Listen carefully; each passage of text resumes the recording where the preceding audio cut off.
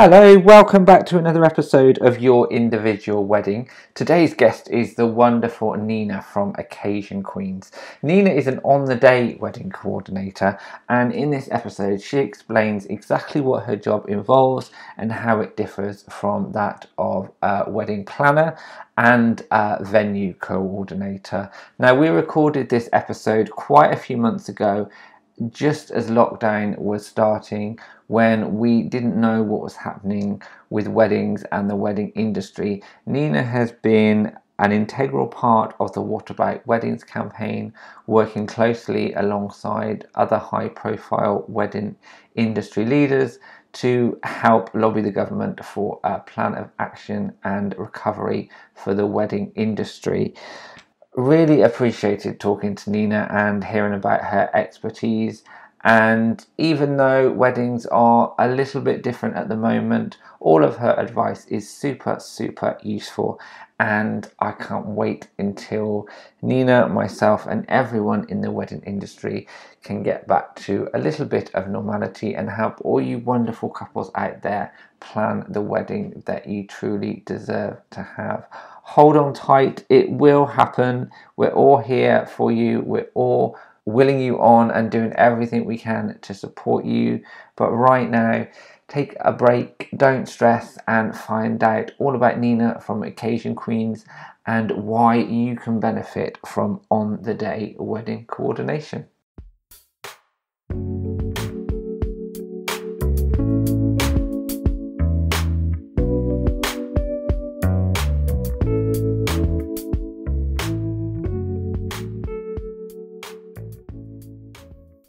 Afternoon, Nina. Thank you so much for being part of our podcast this afternoon. Can you introduce yourselves to everyone, please?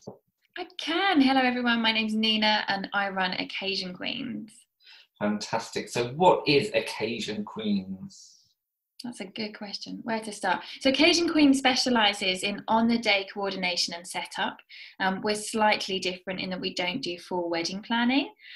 We also do venue consultancy as well. So I work with venues and support venues with their weddings, getting them into the market, getting them better sales, ideal clients, that kind of thing. But primarily, we're all about on-the-day coordination. Wow, brilliant. So how did Occasion Queens come to be? What were you doing beforehand? And what led you into what you're doing now? So Occasion Queens came to be because when I was getting married, I was looking for a service and I couldn't find it.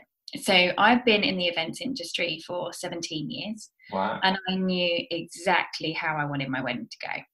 Brilliant. I didn't, well, good and bad, it depends who was dealing with me. But it did mean that I knew I didn't need a wedding planner.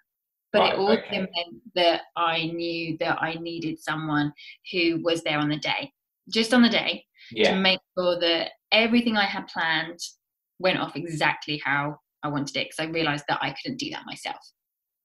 And I was looking and I found that I could hire a wedding planner to do it, but primarily they would take over kind of 6 weeks out. And they would take over all the supplier communication and all of those kind of things. And that is great if that's what you wanted, but it wasn't what I wanted. No. I wanted to give someone a document and say, this is what's in my head, now go do. Make it happen, yeah. And I just couldn't find it. So that's how OQ came about. That's how we started. And we've now been going, we're in our 5th year. And I was going to say we're meant to have 63 weddings this year, but coronavirus got in the way of that. So we're looking at nearly 100 weddings for next year. Wow. So we're busy, which is great. And we're expanding and evolving and moving on all the time. So we have teams that run in the Cotswolds, we have teams that run in Surrey, and we have teams that run in Essex as well, as London and the home counties basically is kind of our remit. That's kind of how it all evolved and all kind of started. Was I really wanted someone to come in on the day of my wedding and take over, and I couldn't find them. Couldn't find it. So hopefully you had a wonderful wedding anyway. No. That's a whole nother Okay. podcast, I'm afraid. No, Okay. my wedding, unfortunately, it was, I was very poorly for my wedding. Oh, So no. it wasn't the dream day it should have been, but I was surrounded by all my friends and family. And for that, I'm very, very grateful for it. It was Yeah. a lovely day. Yeah. Yeah, one day we're going to have to do it all over again and I won't be poorly. Yeah, oh no, that's such a shame. But obviously, having that gap and finding that niche, and is something that you wanted to fulfill yourself. Yeah, and there's obviously with 100 weddings incoming at some point when it all gets back to normal. That you've obviously providing something that other people have latched onto and that they need.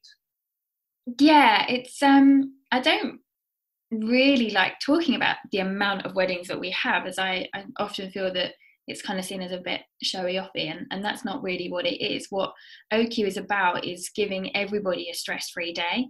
Yeah, And I feel that even if you can't afford or don't want or don't need a wedding planner, you still deserve to have a day that is completely stress-free, where you know that you've got kind of sidekick there, a best friend there, a coordinator there to help you in any way that you want on your day, to solve any issues that might arise, or just make sure everything's running on time, all those kind of things. So that's really what we're about. We're kind of that middle market of people that still want support, just not kind of for wedding planning. So that does mean that we can kind of do a lot more weddings yeah, than yeah. than kind of a full wedding planner would do. And that's kind of how the business has evolved, which has been amazing. And we're just really, really lucky and really grateful to be able to keep everybody as stress-free as possible. And that's our whole ethos, is just to make sure that's what we do. Yeah, and it's something that kind of, the phrase stress free gets rolled out quite a lot, but it's so important. It has such a big impact, doesn't it? It really does. Stress can, ruin a whole experience. That one day you're getting married, if stress takes over, then yeah, it has a massive impact. Absolutely, because unfortunately we often concentrate on the negatives in life. I just did it just then with my own wedding. Yeah. Concentrated on the fact that I was poorly rather than the fact that I married the man I love and I had an amazing day in the end. But you do concentrate on the negatives. So if something does a little bit go wrong, that will stick with you. Yeah. But if you've got someone there who can troubleshoot because let's face it, there is always one little thing, Yeah. always. Whether we like it or not, that will kind of come up. And if you know that you've got someone there fighting your corner and putting out fires before you even know they existed, which is basically our job, then that really should be what everyone's day is about, is just being able to relax and enjoy it. Totally. Yeah, so hopefully we are kind of that stress-free element. And I always say that we're kind of the insurance on the day, that all your hard work, all your planning and everything else comes together exactly as you planned and wanted and dreamed, without having to do the work. Wow, that's a really nice way of putting it. Yeah, I really like that. So yeah, because you're not totally taking over, you're just fulfilling people's wishes and plans, aren't you, at the end of the day? That's exactly it. And I really never want to take over, no matter where we are. If we're in a new venue that we've never worked in before, which happens a lot, then I'll never take over from the venue coordinator because they've got a specific role to do. I'll never take over from the florist or anybody else. I'm there to make sure that everything's set up how you wanted, how you planned, how you thought, how you've taken a picture at home and sent it to me, whatever it might be. That's what I'm there to do. And then make sure that all of your suppliers, they all come together when they should. They're all in the right places when they should be. They've gone to the right loading bay. They're in the right times, and that your guests are also there when they should be. So that's my job, is to make sure that all the boxes are ticked exactly how you wanted them to be ticked. Yeah, brilliant. So how does you're there on the day, how does that differ to, say, a traditional wedding planner, or, as you said, the venue coordinator? Where does sort of the three meet, and where are they different? So I think let's start with the big one, which is the wedding planner. Okay. A wedding planner is there to kind of guide you throughout the whole process, as much or as little as you want. They would be at your dress fittings, they can be getting lots of quotes for florists, they can be at every meeting, dealing with every supplier. They literally take over and you just become the decision maker with the options that they've shown you. And that really is great for someone who wants a lot of guidance, who is very, very busy and might not be able to do it themselves, and wants to have that kind of inside industry knowledge the whole way through. Yeah. That's fantastic. That is absolutely fantastic. And I love wedding planners. I work with wedding planners and I fully support everyone who has that amazing job. But for some people, they might find that that's a bit too much. And wedding planners also offer kind of a wedding management service, which is what I touched on earlier. That's kind of where they take over, maybe about 6 to 8 weeks out. They talk to all your suppliers for you. They just adjust your timeline if you need it. They work out a running order for the day, and then they're there on the day as well. So kind of in that lead up, when things get a bit pressurized, they're there to kind of help and support you. Yeah. With that. And then you have a venue coordinator. And this is a tough one because us in the industry, we're a bit funny about this one. We can be, yes. So we kind of see venue coordinators, or as they call them, sometimes they call themselves a wedding planner, which I really... Yeah, which can be a bit confusing. It really can be confusing, and it's also not fair. I remember when I very first started OQ, I was speaking to a venue and they had put wedding planner in their brochures. And she told me that actually that had come back to bite them, because she had a bride crying down the phone to her because she thought she was literally going to plan her whole wedding. Oh my God. And she thought that she was going to arrange her transport. She thought she was going to arrange her dress fittings. And she booked this whole venue thinking that she got a wedding planner as well as a venue. Oh my goodness. So we had to be That's really... quite a big shock to suddenly discover, isn't it? Yeah, hence her tears. So we have to be really, really careful about how we're talking about people that work at venues and their role. Yeah. Very often that role is just a venue coordinator.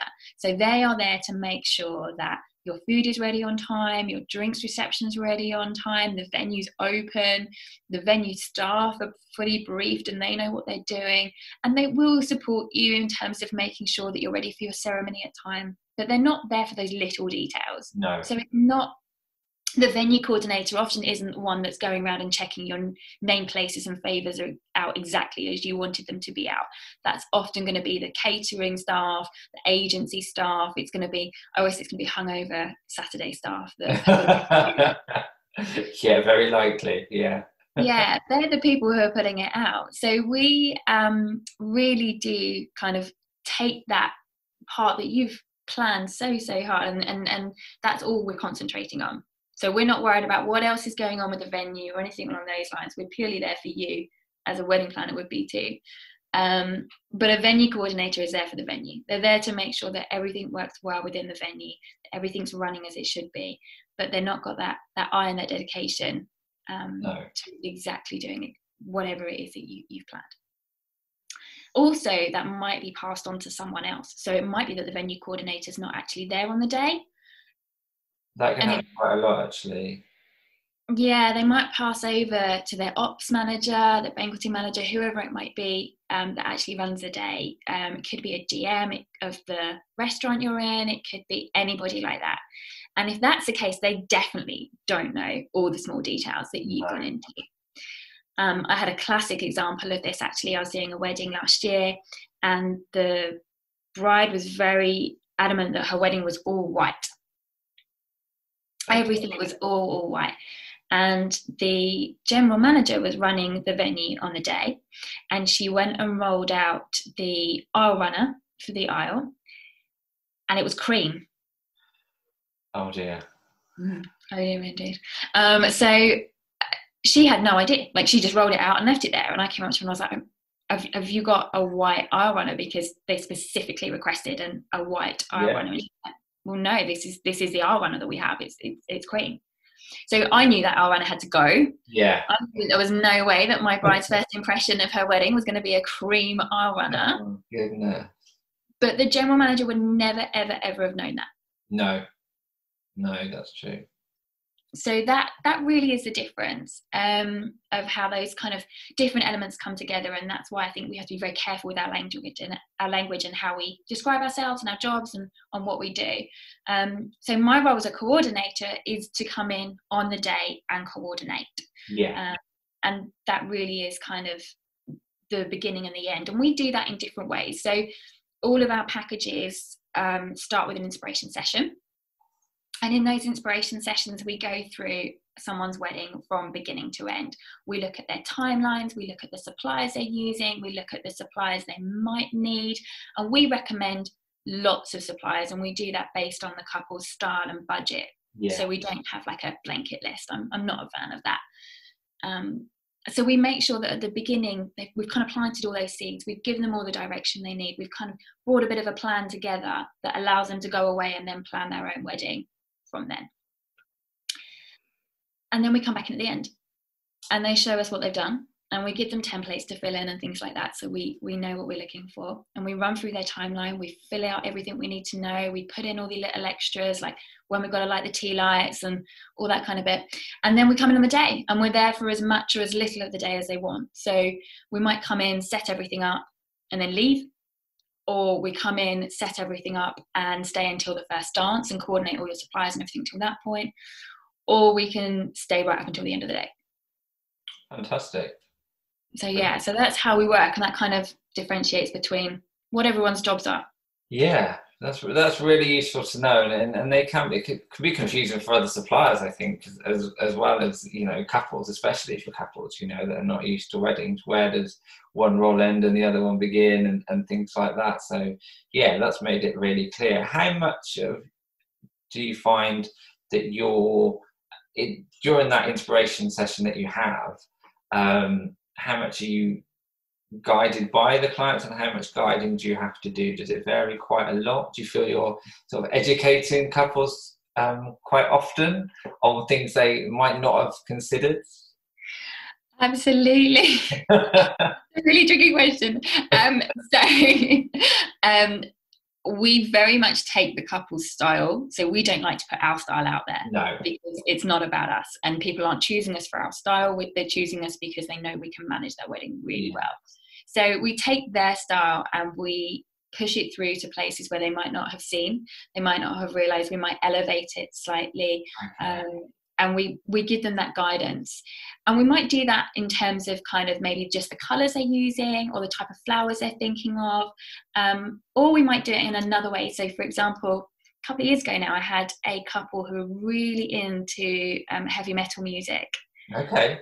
And they really wanted, you know, a good half of all the music to be heavy metal because them and their friends liked it. And I was like, just had to kind of, you know, twist it and guide it to the point of, do you want your aunties and your uncles up dancing as well, or do you only want, you know, you and your group of friends up dancing? Because if you really want to create that atmosphere, maybe we need to think of a bit more diversity when it comes to music. So sometimes we have to do a little bit of education, and we have to kind of, especially when it comes to having children at weddings and how to handle that and how to best kind of cater for children, and little things they might not have thought of, like checking that the venue got high chairs and how many high chairs have they got. Little things compared to kind of the bigger things, like let's not have a full-on heavy metal disco because no one's going to dance all night long. Exactly. As a photographer, there's nothing worse than an empty dance floor as well. It's really sad to see at the end of the day when, you know, there's a DJ doing his best and nobody's sort of up doing their thing. So yeah, it is, and it's those little things that, you know, to be fair to couples, they don't know they need, but they're the ones that can, you know, go into bigger things if there isn't a high chair or anything for the children to do, and then they get fed up and then their parents get fed up, and it can have a sort of a knock-on effect, can't it? So like you said, it's sort of fighting those little fires before they become big ones, I expect. That's exactly it. And also just recognizing that, you know, as a couple, especially the couples we deal with, very unlikely that they've been married before. Exactly. You know, and depending where you're at in your friend circle and things like that, you might not have been to many weddings. No. You may have just been and not really kind of concentrated on the detail of the day or how it was going. You've just gone with the flow, enjoyed yourself, had a few glasses of champagne and had some yummy food and danced. So as soon as you come to get married, you're then like, oh, well, where do I start? What do I do? Like, how can I pull this together? And then you start pinning everything. And as soon as you start pinning everything, you're like, well, I want this Pinterest wedding. So how do I bring that to reality? Yeah. So getting that guidance at the beginning really helps you have a clear kind of vision as to how to move forward. And I know when I was getting married, I desperately, desperately wanted my version of an inspiration session because I'd seen so much, heard so much, but I wanted to work out what was usable with a wedding. Yeah. And that's kind of what we make work. Brilliant. Fantastic. So I'll be honest, I haven't heard much on the day coordination until I spoke to you and chatted to you. So where do people sort of first hear about you? Is it through sort of the venues themselves that put you in touch with couples? Yeah, so as I said, I couldn't find the service when I was getting married. So I'm still pretty sure that we were the first company in the UK to specialise in on-the-day coordination. Yeah. And there are definitely more companies out there now, which is amazing. Because there are lots of people who need this service. So I think the concept of on-the-day coordination is slowly spreading. Yeah. And I'm grateful for that. I've been fighting for it for a long, long time and trying to get the word out there that this is a thing that people can have, which is great. And I think most people can kind of find us mainly through recommendation from other suppliers. So through their venue. So OQ is with some venues built into their packages. So as soon as someone books, they get us. Some venues say you have to have an on-the-day coordinator and this is who we recommend, this is who we work with. Okay, yeah. But yeah, lots of times photographers actually are pretty key to recommending us because you guys really value what we do and how we make your day easier. Absolutely. It makes all the difference, actually. It really does. If you're working with someone that, that's professional and that is dealing with sort of timelines and all the details, because we want to capture all the details and we want to get it right as well, and we don't want to photograph flustered couples at the end of the day. So all those little things have a knock-on effect for our experience and then as a result the couple's experience. So I totally get that. Yeah, absolutely. I think Instagram is also a great way of finding us. I love an Instagram story. Sorry. Really rubbish on my feed, but love doing a story. So yeah, Instagram's a great way of finding us, but through venues and through recommendation, but also just networking is a big part of what we do. Okay.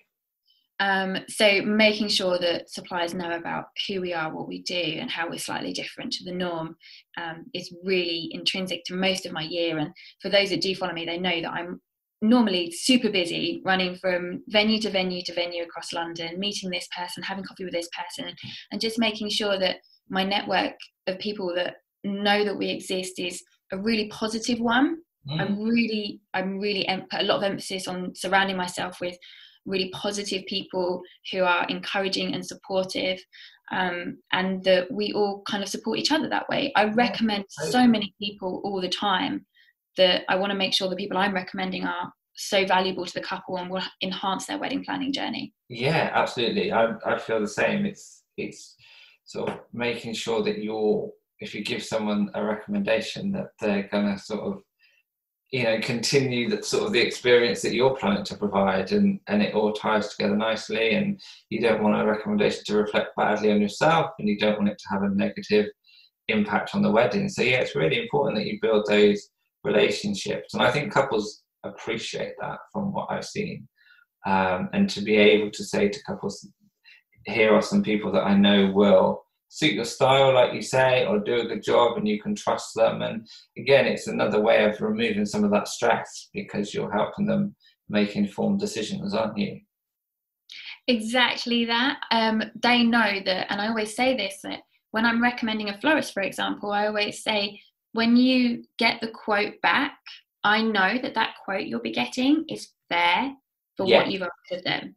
And I also know that if you emailed them and said, actually, this is our budget, whatever they come back with that they can do within that budget is actually really fair. And most of the time, the people that I'm recommending are small, independent businesses. They're working from, I don't know, their kitchen table, they're raising their children, they're roof over their head. So we do try and make sure that we're all supporting each other in that sense. We're all small independent businesses trying to make our way. Yeah. And they've got to fit the couple style, and hopefully 9 times out of 10 I get it right with the budget, making sure that I kind of gauge where they're at, and don't recommend a photographer who might be charging $4,000 when they've only got 2 or something like that. Yeah, that's quite sort of a sensitive subject as well to broach, isn't it, really, when you've just met someone? But it is an important one, because I think further down the line that can be even more embarrassing or uncomfortable, can't it? So you do have to raise that question quite early on, I imagine. Yeah, you have to raise the question, and then also there's a bit of education that comes with it. So if someone ever turned around to me and said that they were looking to get a photographer for £1,000, for example, then I would start a conversation with them about pricing, how that works, and just kind of educate them, just give them an education as to why actually I wouldn't recommend someone whose pricing was around £1,000, because I don't feel comfortable doing that, and I don't feel they're going to get the best kind of photos that they deserve for their wedding, and they're putting so much more effort into it. So yeah, it's a tricky conversation, but hopefully if I give them that education at the beginning, and then recommend someone that fits that, they know kind of what to be getting for that. Yeah, definitely. And as we say, hopefully they're getting married for the first and only time. So, we don't expect them to know everything. That's what we're here for. And I think it's very important for you, because that's your role with the couples. But I think for all vendors, it's, education is an important part of what they do. And again, one of the reasons I do these podcasts and I wrote my book is to give that guidance and support to couples, because it's an exciting time, but it's scary, and it's the first time, and we sort of take for granted what we know or how much experience we have sometimes, and something that may seem a silly question to them, we forget that we're doing it day in, day out, and they don't know anything sometimes. So yeah, and I think it's important to reiterate that no question is too silly, and it's okay not to know certain things. Absolutely, it's okay not to know things, and it's also okay to know that your money has been saved hard, like you've worked hard for that money that you saved for your wedding. You should be spending it where you feel it's appropriate. So if someone, after I give them an education on photography of why £1,000 on a photographer isn't great, and they said, no, that's exactly how much we're going to spend, I've got to respect that. Like if they say, actually, we only want to spend £1,000 on photography, but we're going to spend 10 grand on food for our 30 guests, I'll be like, right, well, can you make it on 31 guests, because I want to have that food? Like, that's amazing. Because that's their priorities, and that's absolutely fine as well. But if someone has worked so hard to save for their wedding, they've got a budget and they're quite clear on how it needs to be spent, then hopefully we can help them spend it in the right way, depending on what is a priority to them. Yeah, I think so. And it's sort of making sure, again, everyone's got different priorities, but it's sort of drilling down, and some people aren't always aware of sort of what's going to have sort of a lasting impact on their memories and things like that. So obviously I'm always biased, so I say it, but your photos, last forever. So they are probably more of an investment than, say, I don't know, something that's only gonna, last on that day and then be gone forever. So yeah, and some people forget that, I think. Absolutely. I always push for a photographer, and then if I can, a videographer. Because I think that anyone who didn't have a videographer at their wedding will regret it. Hands up to that one. And anyone who didn't invest in their photography and then gets disappointed afterwards, that is the most heartbreaking thing in the world, because the photography is the only thing that really lasts from your day, apart from your marriage. Yes. And to look back on that and not be happy, then that's a great shame. But it's completely down to the couple. So long as we give that education, so long as we make them see that, this is the bit that's going to last, this is going to be great. But the whole, all the elements of the day are super important, down to if the makeup artist isn't right for that bride and she's going to then look back on her amazing photos but not be happy with her makeup, then again, that's completely pointless. So all these elements, the whole day, it all comes together, and it's a wedding ecosystem. We're all there to support and help each other with it, because it all comes together beautifully. but you do have to prioritise depending on what the couple want. You do, but as suppliers, like you say, we're all there together for the same outcome.